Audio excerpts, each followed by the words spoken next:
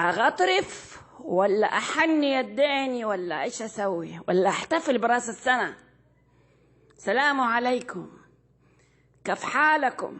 يا مرحبا يا صبحي بترجي، يا مرحبا بالمناضل الرجل الشهم، يا مرحبا باللي جمعها من هنا ويصرفها هناك، يا مرحبا باللي زرع هنا ويودي الحصاد هناك، يا مرحبا باللي ولاء البلد. صبحي بترجي، جمعتها من فين؟ فلوسك هادي والمايباخ، وولدي قال لي وجاهة، ولا وانت رجل أعمال والوجاهة غير والشخصية غير، ويا بابا خد مايباخ ودي، وعندي أنا واحدة مايباخ هنا وواحدة كمان في دبي. انت قاعدة تجمع الفلوس من هنا وتوديها دبي؟ طيب مرحبا، انت أول واحد، ما كثير من هذا أصحاب البنوك اللي هنا والناس المعروفين ودوها هناك. بس يا صبحي ملفات أنا عندك موجودة، لما أجي في المستشفى وأقول عندي صداع، تحليل بول وتحليل دم وتخطيط قلب وأشعة مقطعية، يا صبحي اللي يجي معاه كسر شعر في رجله تقول كسر مضاعف ويحتاج استقالة ومسامير وألمنيوم. يا صبحي جمعتها من فلوس مين يا صبحي؟ من دماء الناس. يا صبحي انتم موظفينك قاعدين تدعوا ليل نهار انه الشعب يمرض عشان يجي يتعالج عندك. يا صبحي مجلس الإدارة بيجتمع كل نهاية شهر يا صبحي عندكم، وانت عارف بتشوفوا كل دكتور كم عمل دخل في الشهر هذا، وتسأل ليش ما عمل هذا تحاليل، وهذا ليش ما عمل أشعة، وهذا ليش. يا صبحي قاعد تشجعهم وتجبرهم على انهم يصلخوا المرضى. ليه يا صبحي؟ وفي النهاية تتفاخر على الناس المحتاجين واللي ما عندهم وتقول بيتدلعوا 40-50 سنة. انت عارف 40-50 سنة يعني ايش؟ يعني هذه انت اللي جمعت فيها الثروة، جمعتها من دماء الناس. اللي عنده لوز يصير عنده غدد، اللي يحتاج استئصال، اللي عنده مغص عنده زايدة، اللي عنده ألم في الكلى بسيط ويحتاج تفتيت حصوة بسيطة يحتاج عملية. أنا عارفة وإنت عارف يا صبحي. أسمع يا صبحي، عظماء الرجال اللي جمعوها زمان شوفهم اتسدحوا كلهم، تجيهم عقوبة من الله. البلد اللي قاعد تتفاخر بيها في تقول دبي ودبي، انت من فلك فلوس عشان تحطها في البنوك هناك؟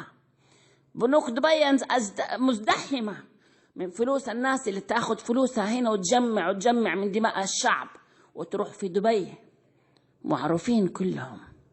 يا صبحي بترجي، أولادك حياكلوها حلال لكن انت حتنشوي فيها يا صبحي. الدلع اللي تقول عنه يا صبحي قبلك اتدلعوا كتير. فين فؤاد جهوري يا صبحي؟ فؤاد جهوري اللي كان ثروته قد ثروتك أضعاف، ومن أصحابك ومن الناس اللي الرعيل الأول، فينهم؟ شوف كيف دارت على الدنيا، شفت كلمة تقولها تدمرك يا صبحي. شركات الأدوية يا صبحي والمضادات الحيوية اللي قاعد تفتك بالناس بقى، تصنيع الأدوية والمستشفيات يا صبحي، الأطباء والعقود اللي تسويها معاهم من برا، إنهم يجوا ترسل مدراء من عندك يتفقوا معاهم ويجيبوهم كأنهم عصابات في البلد هذه يا صبحي، وما يرحموا المواطن هنا ولا يرحموا المريض يا صبحي. فين موقفك في الأزمات يا صبحي؟ فين موقفك في رافعة الحرم؟ ما صرحت بتصريح واحد يا صبحي. الدولة مي في حاجتك، الله لا يوحش الدولة لك، بس في ناس غلابة يجولك يا صبحي تتهرب منهم، وفي النهاية تتفاخر بما يباخ وما ما يباخل وتقول الشعب يتدلع. يا صبحي استقي رايق يا صبحي، افهم كلامي. نسينا ايام البغدادية يا صبحي، نسينا ايام الشرفية يا صبحي وشارع قابل، نسينا. الله يرحم احمد فتيحي حي وميت، يعرف جلسائك عارفهم اللي تقول انا من فين اجيب رواتب الاطباء، انا اعيش على دماء المرضى.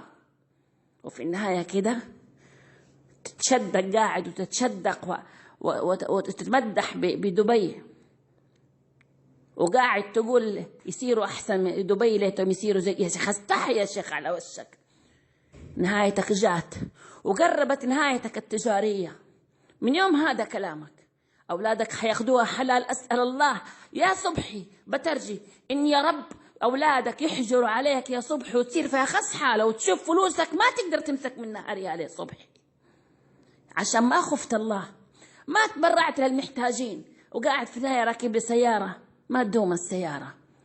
ملوك عظماء الرجال تحت التراب، فطاحلة الناس الكبار اللي هم مليارات عندهم فجأة أعلنوا إفلاسهم.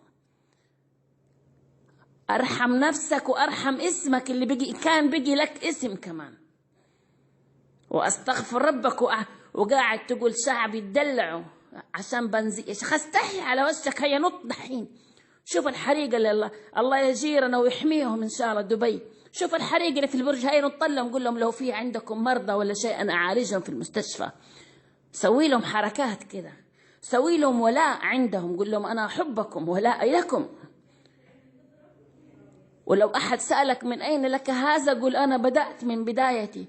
أنا كنت أبيع البنادول عند محطات البنزين بالحبة وبعدين بالعلبة، وبيع علب الفيكس كنت في كرتون كده أوزعها في الحارة، وبدأت من الصفر والحمد لله الآن ثروتي هذه كلها من فين؟ من الفيكس والبنادول. بدأت صغير أنا، حتى وصلت أبيع المضادات بمئات الريالات وأفتك في الناس المرضى وأستغلهم وأفرح بالمرضى لما يجون، ونفسي كل الناس يمرضوا عشان يجوني. حسبنا الله ونعم الوكيل فيك يا شيخ. إن كان إحنا اللي نتدلع في النهاية بعد ما جمعتها بالكوم تروح في دبي هناك وتقول يصيروا زي دبي، وتقول هيا تأكد بالله شوف هلا المايباخ حقتك في دبي شوفها تأكد يمكن راحت في الحريقة ولا شيء، وقول له متبرع لكل نزيل وكل ساكن في الفندق متبرع بوحدة مايباخ. سوي كده طقطق. كاشفينك كلهم عارفين انك ما لك خير في اللي هنا في بلدك وفي الشعب اللي انت طلعت على اكتافه، وعارفين انك ما فيك خير، وتروح دبي ويعرفوا انك ما فيك خير زي غيرك اللي نافقوه. حسبنا الله ونعم الوكيل.